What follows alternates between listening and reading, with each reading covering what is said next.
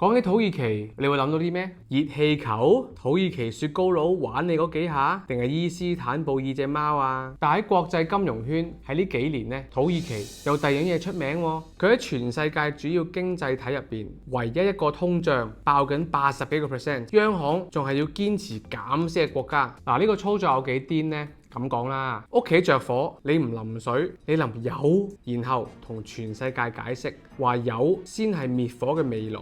而更加精彩嘅係呢套嘢唔係啲乜嘢交易員亂嚟，而係國家最高領導人親自督軍。所以今日同大家講下一個曾經嘅明星新興市場點樣一步一步行到呢一步。Hello， 大家好，我係金銀李俊亨。今日咧同大家講下土耳其經濟災難。1954年，埃爾多安出世喺伊斯坦布爾嘅卡森帕薩區，呢度出名龍蛇混雜，屋企窮，佢細個要喺街邊賣芝麻麵包圈、賣檸檬水幫補家計。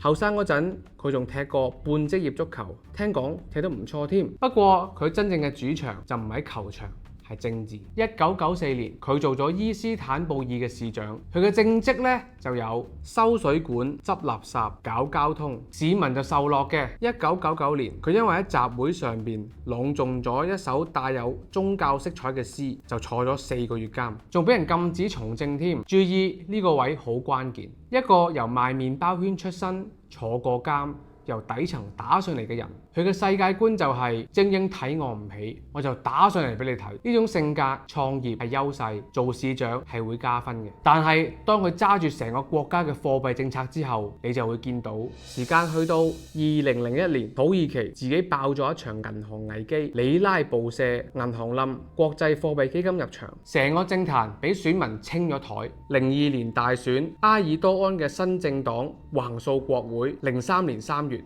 佢正式做總理。講句公道說話，頭嗰10年佢做足功課㗎，跟住國際貨幣組織嘅改革路線行，財政收緊，銀行執靚晒，通脹由幾十個%一路壓到單位數，基建瘋狂興建，新機場、新大橋、新高鐵，外資排隊入場，人均 GDP 由3000蚊美金去到13年彈到12000蚊美金，去到4倍幾。好勁㗎啦！嗰陣嘅土耳其係國際投資界嘅寵兒，新興市場嘅模範生。埃爾多安嘅民望亦都嗰陣起鬧，連贏幾屆選舉，一切都好美好。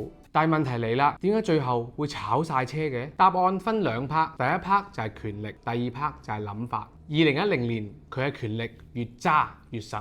2016年一場政變流產之後，權力大清洗。2017年修憲，議會制變總統制，權力大歸邊。2018年連財政部長都委任埋自己嘅女婿。一個人去到呢個位，身邊咧已經唔會有人再同佢講唔好2個字㗎啦。佢個腦裏邊咧一直有個諗法。由2018年開始，佢公開反覆咁樣講，利息係因，通脹係果，利息越低，通脹先會越低。佢仲話利息係萬惡之母，係剝削工具。佢咁憎利息有一部分係因為信仰。伊斯蘭教義本身咧係反對高利貸嘅，作為個人信仰完全冇問題。但係佢又將個問題變成咗一個8000幾萬人國家嘅貨幣政策。重點嚟啦，點解全世界嘅經濟學家聽到呢句嘢都會一額汗呢？埃爾多安嘅邏輯咧就係利息係企業嘅成本，成本低啲，啲貨咪平啲咯。聽落咧好似有啲道理喎，但係呢個只係啱一半啫。你通脹咁高，仲減息，全世界嘅錢就會即刻諗啦，擺啲錢喺你度，年年蝕，走啦！全世界嘅資金都撤資啦，資金一走，里拉跌，里拉跌，入口嘅石油、天然氣、原材料全部貴晒。土耳其呢個國家本身就係靠入口，於是物價升得更加快。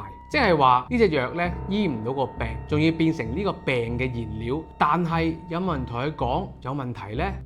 有㗎，央行行長打份工，本嚟咧就係全個國家最悶嘅一份工，開記者會講啲冇人聽得明嘅嘢。但喺土耳其呢份工就變咗個真人 show 喎，個 show 名叫做邊個夠膽加息。2019年7月，第一位行長出嚟話我唔減息，星期5仲返緊工，一個週末一個總統令，份工就冇咗啦。而2020年11月，仲有一位仲冤枉啊！佢跟足老細嘅意思，將利息由24%劈到8.25%，結果里拉插水，通脹反彈，老細要揾人孭鑊，孭鑊嘅咪就係呢個行長咯。21年3月，第3位呢個行長一路都做緊啲正路嘢，將利息加到19%，啲外資全部拍爛手掌，走咗幾年嘅外資又開始回籠啦。但係星期六半夜一個總統令，唔該晒，又炒埋。唔夠2年，3個行長，佢哋嘅平均壽命仲短過一個 Netflix 嘅劇集啊陰公。跟住嗰個星期一開始，里拉盤中插咗15%，個市場用咗呢一下話俾總統聽，我唔係反對你換人，我而家係唔信你個制度啊。好啦，第4位行長上場咯。呢個行長呢，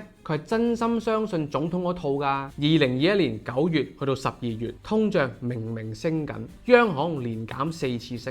利息由19%去到14%，里拉一年啊冇咗接近一半嘅價值。跟住政府開始救火咯，但係個招咧係咁嘅，佢出咗一個匯率保障存款計劃。如果你肯將啲錢擺里拉戶口，如果里拉跌得多過利息，差價政府補翻俾你。聽落好似好有創意，等我翻譯俾你聽啦。即係話全國人民就對賭啲里拉會跌，而個莊咧就係國家本身。然後里拉繼續跌嘅話，邊個找數啊？咪就係納稅人自己咯，用自己嘅錢補翻自己嘅錢嘅貶值，真係佢哋先諗到啦。呢個結構精彩到我建議可以寫本書。去到22年10月，官方通脹85.51%，係90年代尾以嚟最高嘅。85% 通脹唔使記數字，記呢句，你嘅人工同埋儲蓄1年之內購買力接近腰斬，你冇錯過任何嘢啊！你錯嘅係你唔覺意做咗土耳其人咋。落翻地，我哋睇下呢場實驗喺普通市民上邊發生啲咩事。超級市場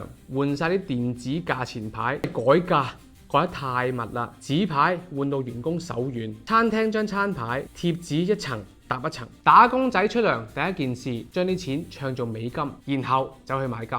啲錢喺里拉戶口入邊，每晚縮一啲，成個國家啲人民被逼變晒做炒家。靠退休金生活嘅老人家，每一次去超市都係一場仗。後生嗰批就諗緊究竟移民去德國定係荷蘭。嗱，呢度有一個殘忍嘅細節。有樓有外資有金嘅人，其實咧冇輸幾多，因為資產幫佢擋晒。輸得最傷嘅，淨係一班收里拉做人工嘅打工仔。呢一場政策順手做咗一個財富大轉移，由冇得講價嘅人轉晒去本身已經有貨嘅人。冇人打劫你，但係你啲嘢日日都俾人搬走。咁樣捱到2023年嘅大選年，埃爾多安險勝連任之後，做咗一樣冇人估到嘅事，就係佢終於投降啦。佢請翻一個正統嘅財金官員翻嚟助陣，央行1年內由利息8%加到50%。當年佢口中嘅萬惡之母，變成而家拯救國家嘅救命稻草。當日嘅通脹由85%跌到而家得翻30%左右，有進步，但係仍然都係全球最高嗰批。而1蚊美金18年嘅時候仲係4蚊里拉，而家升到40幾，跌咗9成幾咧，唔會再翻嚟噶啦。而成場實驗最需要反思嘅位就係踩 brake 呢個動作，其實一開始就得噶啦。佢遲咗3年，呢3年嘅學費唔係佢自己一個交，係8000幾萬人夾份。成個故事，第一，錢嘅本質就係信任。土耳其冇突然冇咗啲工廠農田，佢冇咗嘅係世界對佢制度嘅信心。摧毀係一個週末嘅事，重建係以年計。香港聯繫匯率行咗40幾年，靠嘅正正就係嗰份制度頂得住政治嘅信任。第二，權力可以炒人，但係炒唔走嗰份供求定律。你可以炒晒啲唔聽話嘅行長，個市場唔會同你拗，資金淨係會走，但係走嘅時候唔會通知你。第三，一個領袖最貴嘅唔係佢錯，而係冇人敢同佢講真話。土耳其嘅故事未完㗎，但係學費已經交咗。至於下一個交學費嘅國家係邊個？留意我 IG、YouTube 下條片講。如果你中意呢個講古仔方式嘅話咧，記得 like、comment 同埋 share 俾一啲中意聽國家大事、國家金融事件嘅人聽啊！下條片再見，拜拜。